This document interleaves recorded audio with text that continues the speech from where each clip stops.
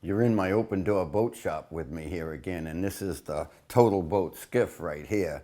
This has been a great build for me, especially because of the video series. I've had a lot of fun with it, trying to do it, and do the boat work at the same time. It's really been fun because it created a little bit of an extra challenge in there for me. And like I say, I couldn't have had a better time.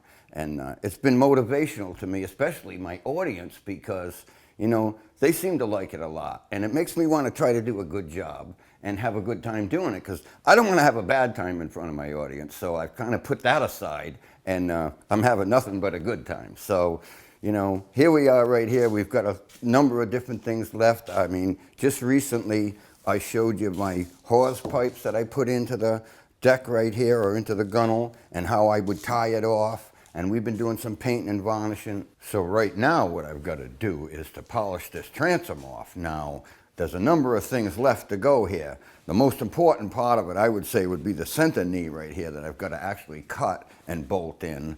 I'm going to put 2 plates right here to help stop the transom from warping when it swells and contracts. Just like the posts do when you bolt them in. It keeps the boards from warping on the ends. They're pretty important, actually. And a number of other things. The first thing I want to show you, actually, is the bolting in of the quarter knees. Now, I had already drilled some holes right here in this quarter knee where I'm going to bolt it to the transom. There's a little bit of a separation here. It's not from the knee moving, it's actually from the transom actually falling away from it. So what's going to happen, that'll draw right up when I bolt it together right here. I drilled these holes, and I want to talk to you a little bit about drilling holes. I think drilling holes is probably one of the most complicated parts of all of boat work, because it's a great opportunity to spoil some really nice woodwork that you've already done if you're not awful careful. And I think when you're drilling and ready to fasten things on, people are anxious and they want to get it done so fast they don't give it enough attention. So what happens is, that's a way to make a mistake right there. So I'm pretty careful about it. I've taken my time. I thought about it quite a bit first. And that's the first thing you got to do when you go to drill, is do some thinking first, because everything's got to be thought out. The direction and how you're going to go about it, and what kind of wood you got, what kind of bit you got, how deep is the hole, how hard's it going to be to drill, what kind of power do you need. I mean, there's just so many things about drilling that I could show you. Not all really on this project, because this project is drilling. It's a little complicated, but it's smaller holes, so it's not a big deal here at all. And it's going to be actually fun for me to show you. Now, I drilled these holes through the knee and through the transom right here on an angle, because I didn't want to drill them 90 degrees to the transom, especially this one. It'd be hard to plug and clip off and everything. So I've cocked the bolts over on a little bit of an angle like that. I'm going to copy these bolts, these angles, and the distance from the side of the boat and everything onto this knee right here, and show you how I go about doing all of it. Now, I've used bevel sets to duplicate the angles from the other side onto this side. That's how I placed the 2 pieces of tape. I used 2 different bevel sets, and I placed that tape just like that. And then the most important thing here is the drilling itself. And first off, I wanted them on an angle like this, because I didn't want the bolts to come out on a real radical angle in here. It's hard to plug, and it's hard to clip it off. It just wouldn't work. You'd have to drill the head of the bolt so far down in there with a nut that doesn't make it work well. So this works really well to have it on these angles. The next thing I did was I found the very center of the height of the knee here, or the thickness of it. This thing is 1 7/8 inches. So 15/16 of an inch up. I put a little prick mark right there. I measured them from the other side. I was pretty careful making sure that they ended up exactly the way they were. I checked the angles. I checked to see if they kind of come out over here the same width as they have on the other side. And the other thing I did was make this little marking gauge. Now, this little marking gauge is meant to draw a line on the transom that represents a height that's half the thickness of the knee. So it's 15/16 of an inch below the top of the knee right here. And when I drill, I'm hoping that maybe the drill will come out on this line right here. Now I'm just going to sketch it on the transom and jump over this tape, and then sketch a little bit on this side right over here. And then I'm just going to lean over and connect those two lines with this piece of wood because I don't want to move that piece of tape right there. Here we're looking at the 3 drill bits that I'm going to use to accomplish this drilling. Now, I've got a tapered drill bit, I've got a 3/8" drill bit with a counterborer on it, and I've got quite a bit longer 3/8" drill bit here that I'm going to use for directional drilling. Now, each drill bit has got its own purpose and going to be used a little bit differently, but we're going to start off with this tapered drill bit to locate the hole. This bit allows me to make sure that I stay right on the marks. In other words, I can kind of fiddle around with it a little bit there and make sure it doesn't drift off to the side or up or down. You know, I can see the marks extending out alongside the bit. A bigger bit would kind of cover the marks a little bit and make it difficult for me to make sure that it's on target. So now I'm going to clearance it around with this bit a little bit, wiggle it around, make the hole a little bit for the core of the next bit. And now I'm going to switch over to a shorter 3/8" drill bit here. And I'm going to get going. I'm going to get a pilot hole going for the next bit. But you can see that I'm going to drill at 90 degrees kind of in at the surface until the bit kind of fetches up, especially on the second hole because it's on such an angle. Then I'll kind of pry it over as I get going along there. And once I get it in maybe 3/4 of an inch or so and I'm in the proper direction, I'm going to stop right there. I clamped a piece of wood alongside that masking tape right there, and when I knew it was secure, I stripped the masking tape out of the way. Now that piece of wood serves quite a purpose for me. It's laying on top of the knee. I want to make sure that I drill nice and parallel to it, and I can just sight the drill bit alongside of it. All the drilling you've seen me do so far was really about location. I wiggled around there with that little tapered drill bit and I made sure that I was going to get started right in the center of the knee right there. And then I did the same thing to the other hole. And basically, I need to drill from this side. I couldn't drill from the other side to end up exactly on center the way I want to be right here. So I've decided to drill from this side, very important. Now this has become very important to me. This is about direction, like I said, and I'm using a longer 3/8" drill here than you might think I'd need, but it's not just about going through there or getting through there. It's about staying in line with this piece of wood right here. I have to keep this drill bit in line with the edge of that piece of wood because it not only keeps me in the direction I want to go this way, but it also keeps me in the proper direction this way. All I have to do is lean over and sight it alongside that piece of wood and sight it this way and train myself to stay that way when I'm drilling.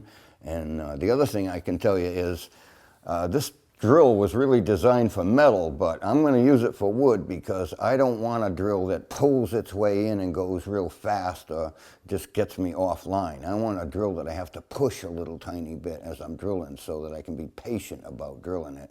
And we're going to start and see how we come out on the other side on our line. That'll be interesting.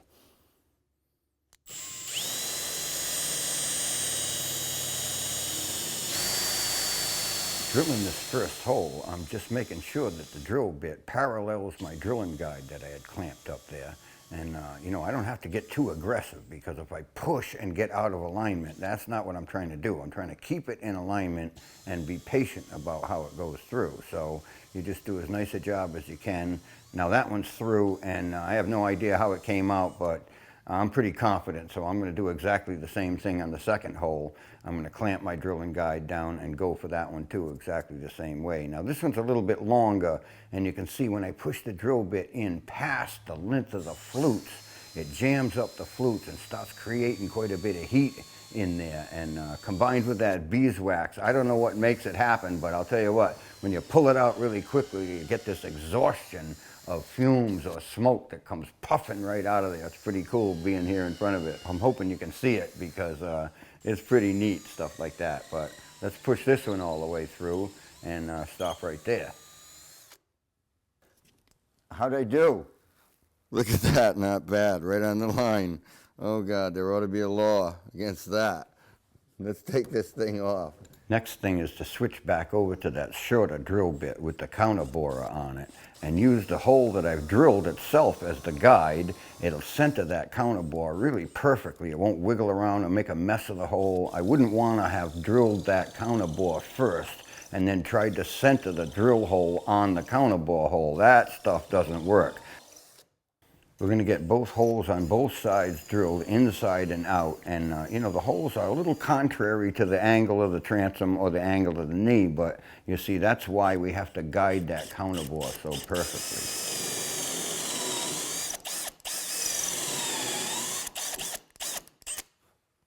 Now, just for fun, I'm going to go on the outside and measure the distance between the holes because I'm going to compare it to the other side. Now, let's see. These two holes are 5 7/8 of an inch apart, and I'm going to measure on the other side, well, 5 7/8 of an inch. Well, I think I'm pretty lucky there. It wouldn't have mattered if they were a different distance apart at all, but pretty fortunate. That shows you how good the drilling system that I used worked. The putting on of the tape and the clamping the guide alongside the tape and those kinds of things are all really nice and accurate if you use them properly. I've got a really nice piece of quartered white oak right here that I'm going to use to put in front of the outboard motor as the transom knee.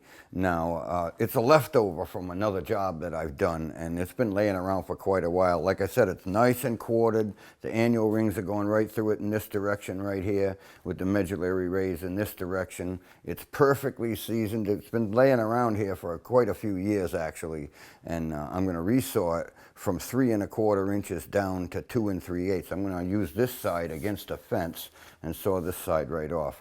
Obviously, in the boat, it's going to be kind of sitting this way up against the transom. This will be the transom in the bottom right here. So what we want to do is kind of knock it down in size first, in thickness, and then I'll clean that side up a little bit, that resawn side, and then I'm going to take it over to the boat and scribe a little bit of material on the two ends and lop that off and get it a little bit closer. I'll probably scribe it a couple of times because, you know, it's something about scribing something like this. If you scribe this as well as this, then the thing slides forward, so this doesn't fit where you scribed it. So it's a little bit tricky. You have to work it into position a little bit, and I'll show you how that's done. It's pretty simple, really. Now I'm going to throw a fence up on the bandsaw table 2 3/8 of an inch away from the blade and clamp it down.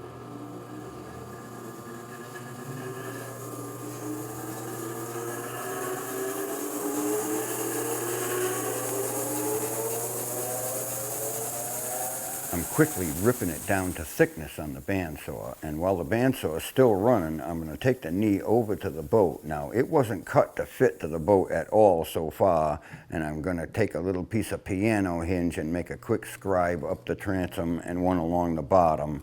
And like I say, this is going to be a primary fit. This is a quick fit.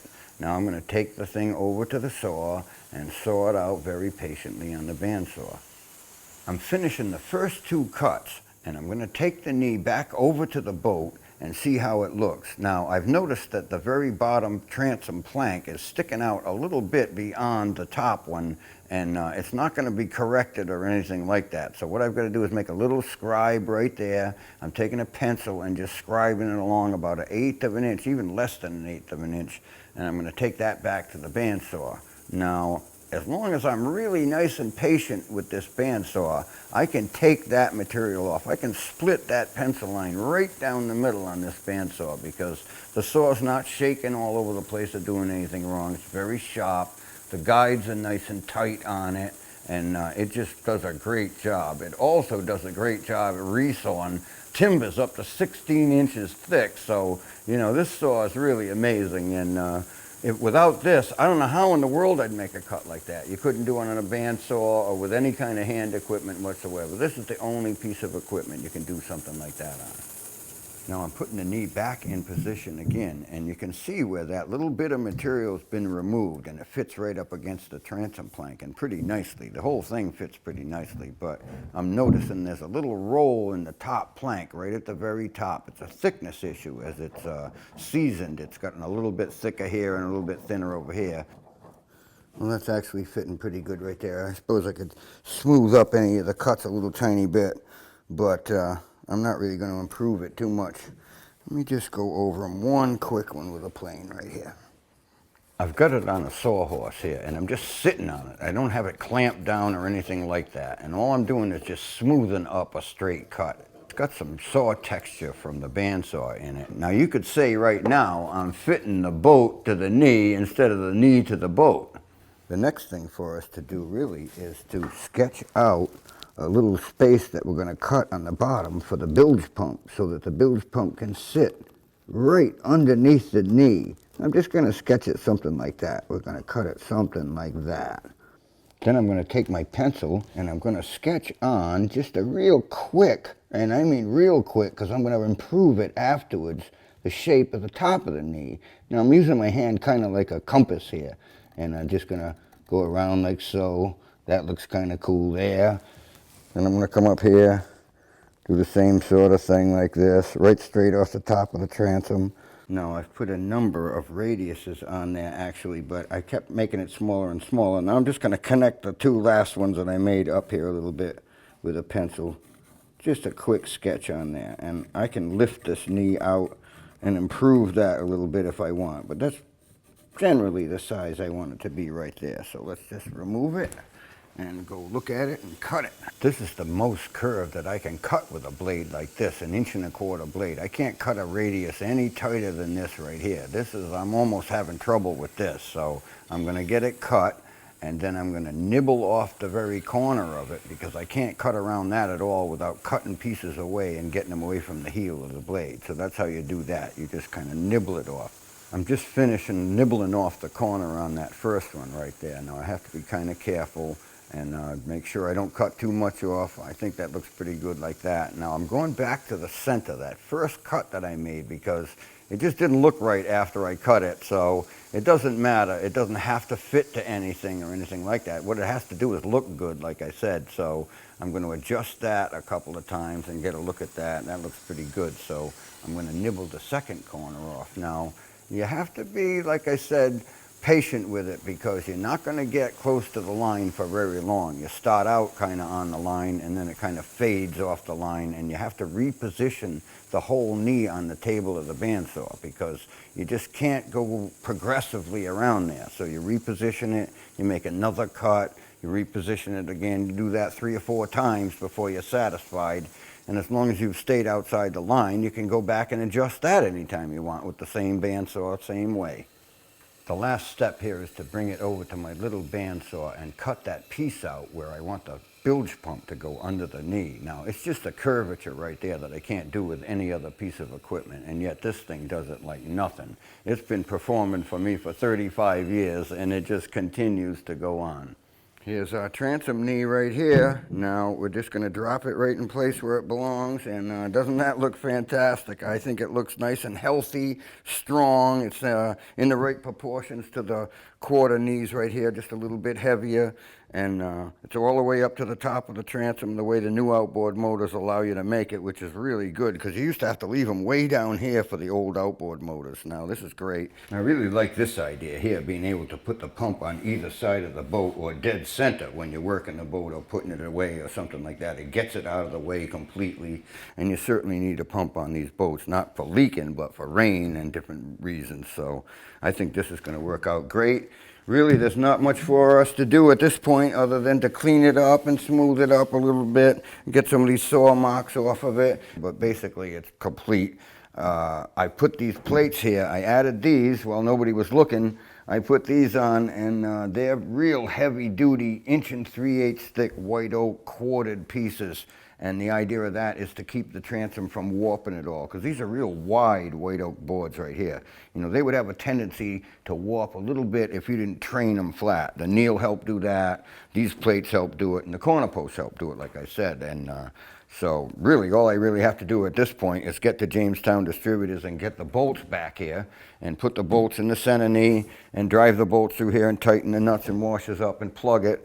And there it is. There's our transom, pretty much complete right there. But there are some other things I'd kind of like to talk to you guys about. Now, next week is going to be the final episode of this series, and we're going to be launching the boat. We're going to be putting an outboard motor on it. We're going to put it overboard. We're going to take it for a ride, and we're going to do a video of it, and the world's going to get to see that. Now, I think it's going to be the most fun we've ever had because the boat will be moving at that point, not just us moving around, but we'll have the boat moving around, and we'll see how it performs.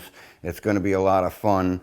immediately after that launching, we're going to have the boat at Jamestown Distributors in Bristol, Rhode Island on the 22nd at their tent sale. And we're going to be there. Halsey's going to be there. We're going to answer questions about the boat ourselves, about the products, all kinds of things. We'll get to know you guys. I'm kind of anxious to get to know everybody that's interested in the boat, you know. I hope more than you're anxious to meet me, actually. I'm anxious to meet you. So that's the place to do it right there. Everybody gets to see it. Right after that, we're going to list the boat on eBay. Now, all I can say is I'm going to try my hardest to resist all the offers that I'm going to get on the 22nd. And I've tried really hard to resist all the offers I've already gotten on the boat. But we're going to put it up for everybody to get a chance at it. And I think it's going to be great. So I'll see you at the show.